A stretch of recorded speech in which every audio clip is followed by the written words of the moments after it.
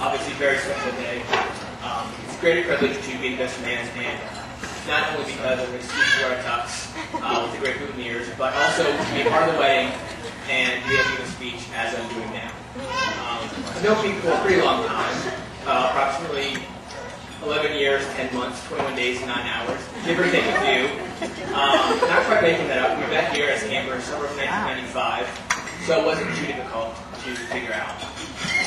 And one of the first things I found out about Peter from himself was that he was born in the observatory. And I won't tell you if I believed him, or even how long I believed him. But I eventually found out he was not born in the observatory.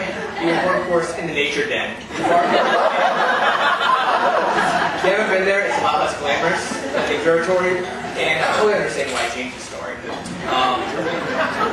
best friend speeches usually include lots of flattering, complimentary things about the groom, and since we're talking about Peter, it is there's a lot to say, and it makes my job pretty easy, thankfully. Go through a few things. He's a great cook, whether it's for 2 people or 142 people. Pete knows what he's doing in the kitchen, and Lindsey should definitely take advantage of that. Pete is a very smart guy, very motivated. He may go beat me on the SATs by 10 points, but he did start his own business in high school, and he's the only philosophy major I know who secured a job before graduating. Business minor may have helped. I'm not sure. But he's a solid Christian guy, great sense of humor, great sense of movies, taste of movies. He was the one that first introduced me to Monty Python, and I don't know if you can ever thank someone enough for something like that. I don't know. But Peter apparently does not have the best taste in date movies. I found this out recently. One of the maybe first unofficial dates, it was on Valentine's Day. Pete took Lindsey to the movies, and they saw Master and Commander. Exciting? Yes. Action-packed? Definitely. Date movie? Nah. Thankfully, we moved past that, and here we are today. So it worked out well. But no, overall, Pete is a very cool guy, as most of you know. And so I've known him for a while, so I knew him when he was, I don't want to say uncool, because that's not true. I knew him when he was less cool, maybe, than he is today. Anyway, Pete in middle school with a friend. I don't remember the friend's name, but that's not important. Anyway, Pete and his friend, 2 years in a row, wore matching Gilbert shirts on the first day of school. In retrospect, not that cool. We're one of our time, but not obviously in the best of ways, perhaps. But obviously, Pete and I went to middle school together, high school together, almost college, but there were a series of unfortunate mix-ups. Pete not going to Penn State, but of course Grove City. But that's where I met Lindsey, so really, it wasn't unfortunate after all.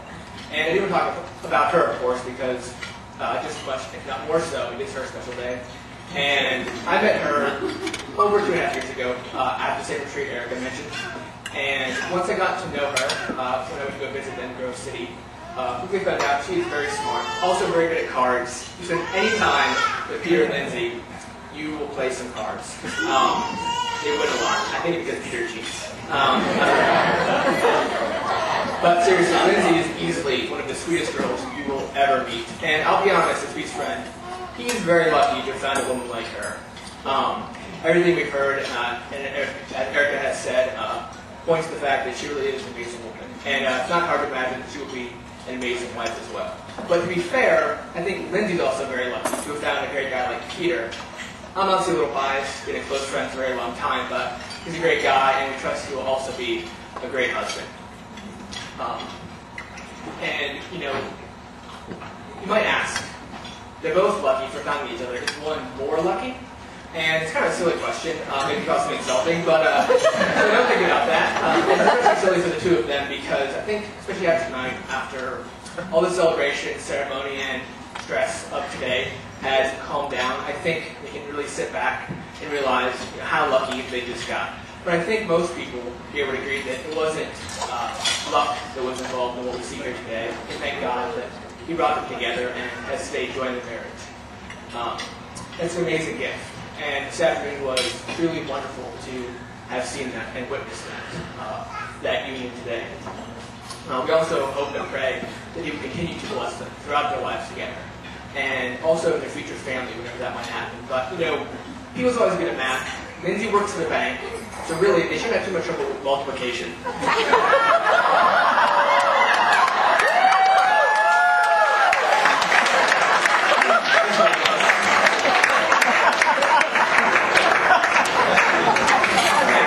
See it now. Peter and Lindsey curl up on the couch, little kids playing on the floor in front, all wearing matching Duke hoodies. It's going to be cute.